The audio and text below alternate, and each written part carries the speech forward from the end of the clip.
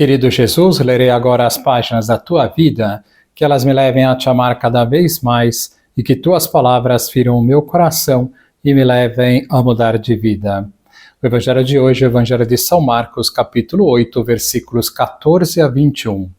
Naquele tempo, os discípulos tinham se esquecido de levar pães. Tinham consigo na barca apenas um pão. Então Jesus os advertiu: prestai atenção e tomai cuidado com o fermento dos fariseus e com o fermento de Herodes. Os discípulos diziam entre si: é porque não temos pão. Mas Jesus percebeu e perguntou-lhes: por que discutis sobre a falta de pão? Ainda não entendeis e nem compreendeis? Vós tendes o coração endurecido? Tendo olhos, vós não vedes, e tendo ouvidos, não ouvis? Não vos lembrais de quando reparti 5 pães para 5.000 pessoas? Quantos cestos vós recolhestes cheios de pedaços? Eles responderam: 12. Jesus perguntou: e quando reparti 7 pães com 4.000 homens, quantos cestos vós recolhestes cheios de pedaços? Eles responderam: 7. Jesus disse: e vós ainda não compreendeis? Palavra da salvação. Glória a vós, Senhor. Vamos olhar para Jesus. Nesta passagem do Evangelho vemos de uma forma muito nítida como os apóstolos eram bem toscos e não entendiam nenhuma sutileza nas palavras de Jesus. Ver que os apóstolos eram tão pouca coisa, além de terem inúmeros defeitos, é um consolo para nós quando vemos também a nossa miséria. Jesus quis se apoiar em pessoas assim, entre outras coisas, para nos mostrar que todos podemos ser fiéis a Ele e terminar esta vida muito santos, dando a vida por nosso Senhor. Pensemos nisso. Hoje vamos retomar a nossa série das terças-feiras sobre as diversas virtudes que compõem a caridade. A virtude que estávamos considerando agora é a virtude do bom humor. Na última vez falamos sobre o bom humor em Cristo.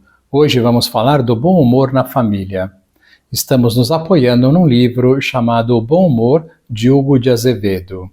Vejamos. Ao longo destas páginas fomos vendo por que motivo o homem ri e por que motivo deve rir, brincar, usar de bom humor. Vimos que existe mesmo uma virtude nesse domínio e que faz parte da imitação de Cristo. Procuremos aplicar estas considerações a 2 ou 3 campos da nossa vida. Comecemos pela família. No lar, a comicidade natural da nossa existência aumenta de intensidade. Se a mistura matéria e espírito, sujeito-objeto, em cada indivíduo já provoca tantas situações divertidas, o que dizer de uma instituição como a família, em que se combinam homem e mulher, jovens e velhos? O contraste de mentalidades é contínuo, as confusões também, e a vida doméstica desenvolve-se segundo regras simultaneamente fixas e variáveis.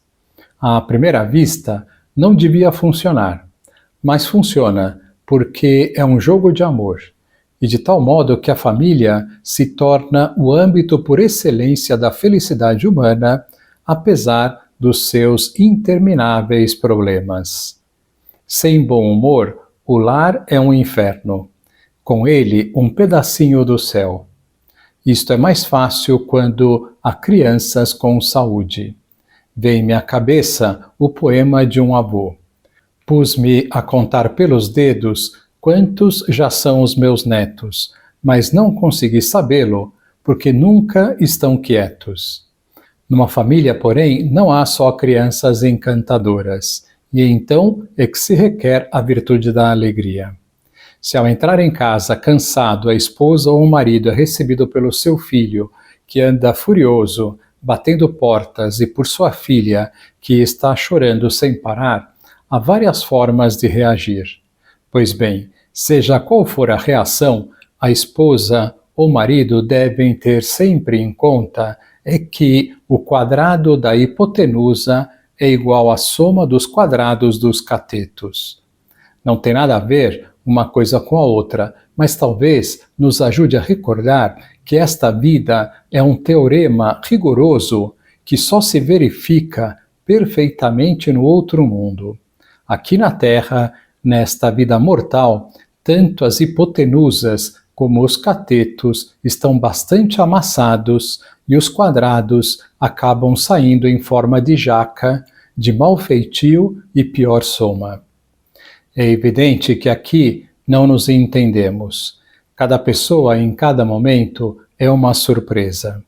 A verdade é que a surpresa consiste, por vezes, em que as pessoas tomam exatamente a atitude que prevíamos, como se estivessem programadas. Mas não estão. E quando esperamos novamente que repitam o gesto, o berro, o choro que nos aborrece, só para nos aborrecer, não o repetem. Quando me casei, dizia o meu amigo Antônio, tinha uma dúzia de teorias sobre a educação dos filhos. Agora tenho 4 filhos e nenhuma teoria. Com isto, não pretendo negar a importância das ciências da educação, apenas sublinhar que o homem é um ser ininteligível, incompreensível, enfim, livre. Será bem definível em abstrato. Na sua definição, porém, deve constar que, como indivíduo, não só é indefinível, mas indeterminado e indeterminável. Tem que ser ele próprio a determinar-se em cada momento. É uma autonomia. Ora, nada mais surpreendente do que uma autonomia pessoal. E o surpreendente, sendo admirável, é também risível. Voltamos, sem querer, à comicidade do homem em geral, mas estávamos vendo em família, onde um conjunto de autonomias pretende, nada mais, nada menos, do que constituir uma só coisa. O mais curioso e engraçado é que isso acontece mesmo. É o mistério do casamento. Contudo, apesar da real e profunda união de liberdades que se dá na família, as liberdades mantêm-se como tais, com todo o seu pitoresco de contrastes e a sua irredutibilidade.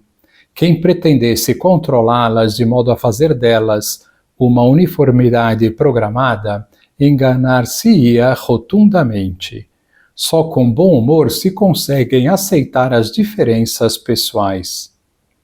Vejam-se os fogosos apóstolos João e Tiago, filhos da impulsiva e ambiciosa Salomé, ora reclamam do Senhor que lance raios e trovões sobre os antipáticos samaritanos, ora proíbem que um bom homem faça milagres, ora se propõem a si próprios para os primeiros lugares no reino de Deus. E nosso Senhor, além da paciência com que os educa, acha-lhes graça e dá-lhes um nome muito apropriado, os Boanerges, isto é, os filhos do trovão. Só com caridade e bom humor conseguimos ver, nos incômodos defeitos do próximo, virtudes em potencial, e transformá-los em virtudes autênticas.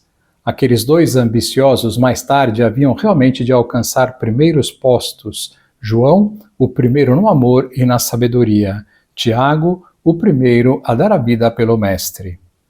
Somos, efetivamente, extraterrestres em relação ao mundo e uns para com os outros.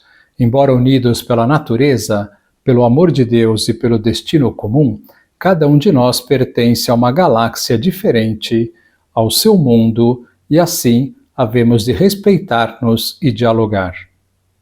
Que lição nós podemos tirar de hoje? Não queiramos, portanto, colocar os familiares em nossos moldes. Saibamos respeitá-los e achar graça nos seus comportamentos, já que quase nada é vida ou morte. Que saibamos dizer com frequência: esta minha mãe é uma figura, este meu pai é uma figura, este meu irmão é uma peça rara. Agora vos dou a bênção para este dia, a bênção de Deus Todo-Poderoso, Pai, Filho e Espírito Santo, esteja sempre convosco e permaneça para sempre. Amém.